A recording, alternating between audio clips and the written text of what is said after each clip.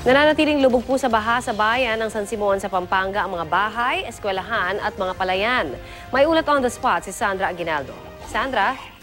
Yes, Connie, tama ka. No? Alam mo, mula kaninang umaga hindi umuulan dito at tirik nga yung araw, pero baha nga yung bayan ng San Luis, munisipalidad ng San Luis, Candaba at San Simon dito sa Pampanga. Sa San Simon nga ay nagsimulang tumaas daw yung tubig kagabi at kanina nung aming datnan, yung ilan sa mga barangay ng San Simon ay ito ay lubog sa tubig. In fact, yung ilan sa mga bahay, lalo na yung mga isang floor lang, ay bubong na lamang ang nakalitaw.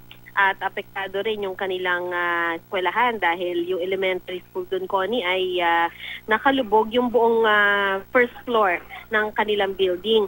Ang sinasabi ng mga residente at maging mga lokal na opisyal ay yung tubig kasi mula sa Nueva Ecija ay bumababa patungong Pampanga River at ito nga ang Pampanga River ay umapaw kaya yung ilan sa mga municipality along the Pampanga River, partikular yung patungo na doon sa direksyon ng dagat ay binaha.